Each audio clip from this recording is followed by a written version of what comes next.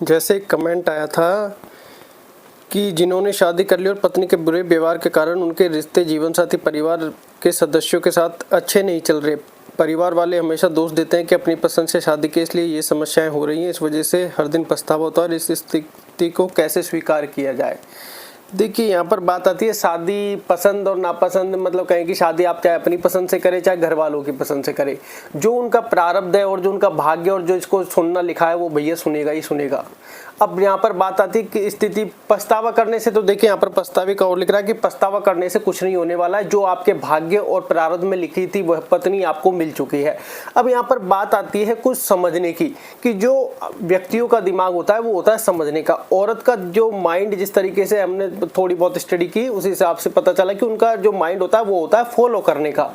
अगर यहाँ पर कहें कि सास बहू, जो कि एक बड़ा कॉन्सेप्ट है कि वो दोस्ती कर ले या फिर एक दूसरे की चीज़ों को स्वीकार कर ले, भैया जो तू कर रहे हो करते रहे और जो हमारी इच्छा है वो हम कर लेंगे। यहाँ पर एक कहें कि एक मित्रता देखी जा सकती है या फिर फ्रीडम इसको बोल सकते हैं। देखिए, पछतावा तो कॉन्सेप्ट से ही बाहर है। अगर वो कह रहे हैं कि हम करते तो वो भी यही करती, क्योंकि प्रारब्ध से बाहर कोई व्यक्ति जा ही नहीं सकता।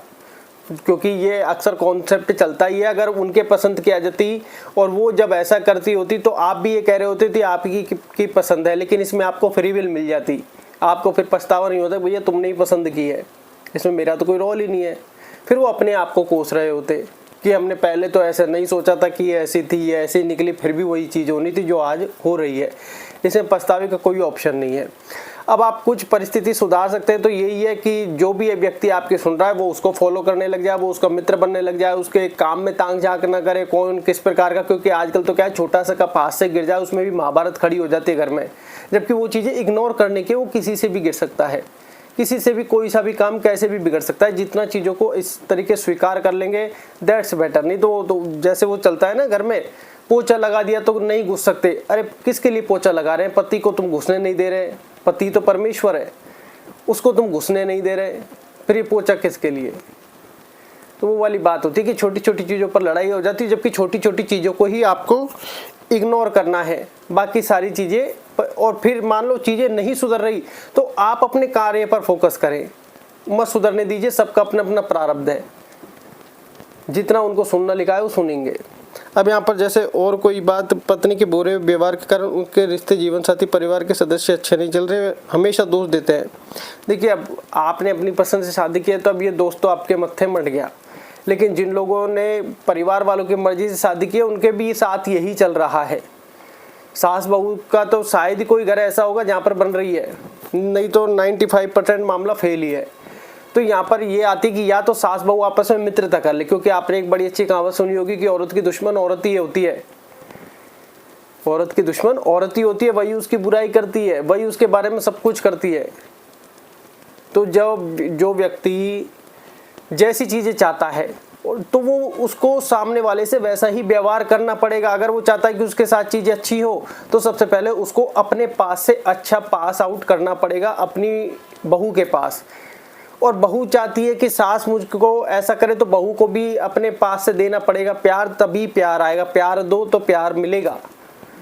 और फिर भी आपको लगता है चीज़ें नहीं सुधर रही तो सबसे पहले उनका जो सास बहू वाला सीरियल है जहाँ पर ड्रामे चलते रहते हैं उनको बंद करके आप उनको रामायण जैसी कुछ चीज़ें दिखाने लग जाए, जिस चीज़ों को फॉलो करें। क्योंकि औरतें फॉलोअर हैं, मतलब वो फॉलो जल्दी करती हैं, उनका ब्रेन कुछ इस तरीके से प्रोग्राम्ड है कि वो फॉलो करने लग जाती हैं। और आप देखोगे 95% केसेस क्यों बिगड़े हुए हैं। हालांकि देखो प्रारब्ध तो है, लेकिन उनमें जब चीज़ें फॉलो करने की तो कई चीज़ों को स्वीकार करने की, मान लो एक कुछ बोल रहा है तो दूसरा ठीक है यार भाड़ में जाए। तो मतलब कहने का तात्पर्य ये है कि 95% जो सास बहू का चल रहा है वो 95% लगभग सास बहू वाला सीरियल ही देख रही है और वो फॉलो भी हो रहा है।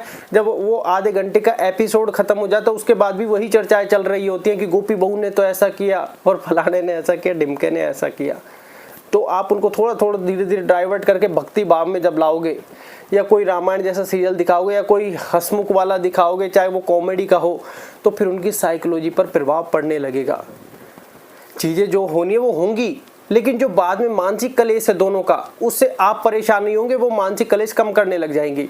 मान लो लड़ाई हो गई तो कॉमेडी का कोई ऐसा सीन जब उनके लाइफ में या उनके माइंड में चलेगा वो ऑटोमेटिक हंसमुख हो जाएंगी उस समय पर। तो चीज़ें धीरे धीरे परिवर्तित होने लगेगी। तो मेन चीज़ है आप अपने कार्य पर ही फोकस करें, क्योंकि ये चीज़ें पछतावा करने से कोई लाभ नहीं होने वाला। सबसे पहली बात तो ये है, जो होना था वही हुआ है। स्वीकार, इस चीज़ को आपको एक्सेप्टेंस लानी है कि स्वीकार करना मुश्किल है, लेकिन आपको मुश्किल नहीं भाई, ठीक है, जो है सबका अपना अपना प्रारब्ध, अपना अपना भाग्य है। कुछ चीज़ें आप करना चाहते हैं तो इसमें इंक्लूड कुछ भक्ति, कुछ रामायण या फिर कुछ कॉमेडी का कर दीजिए, क्योंकि सीरियल तो उनसे छूटेगा नहीं। और जितनी चीज़ों को आप इग्नोर करोगे, जैसे हम छोटी छोटी चीज़ें हैं, जैसे गिलास गिर गया, कप गिर गया, टूट गया, छोटी मोटी चीज़ें टूट फूट हो गई, ये इन सब चीज़ों को इग्नोर करो, क्योंकि ये किसी से भी हो सकता है। तो ये बात आप ध्यान रखें, इनसे आपके जीवन में छोटा छोटा बदलाव आने लगेगा। और जब आपको लग रहा है कि बाहरी कलेश चल रहा है, सास बहू का कलेश चल रहा है, तो आप उस कलेश से या तो बीच बचाव करें, उलझे नहीं, या तो बीच बचाव करें, उनसे उलझे नहीं, और या फिर अपने आप को उससे अलग करने का प्रयास करें, क्योंकि उन दोनों का ब्रेन इस तरह से प्रोग्राम्ड है कि वो एक दूसरे को समझाना चाहते हैं लेकिन नहीं समझा सकते, क्योंकि उनका फॉलो वाला माइंडसेट है। अगर ये प्यार करे तो वो प्यार को फॉलो कर सकते हैं, ये प्यार करे तो वो प्यार को फॉलो कर सकते हैं, लेकिन ये लड़ने के थ्रू समझाने जाएंगी तो ये भी लड़ने के थ्रू समझाने जाएंगी। तो ये बात आप ध्यान रखें, इसलिए थोड़ा सा अपने आप को दूर ही रखें, और बीच में जा रहे तो बीच बचाव ही करें। समझाने का प्रयास आप भी ना करें कि हाँ ठीक है, जो है उसको मतलब बिल्कुल शांत स्वभाव में लाने का प्रयास आप कर सकते हैं। बाकी जैसी जो होना है वो तो होना ही है।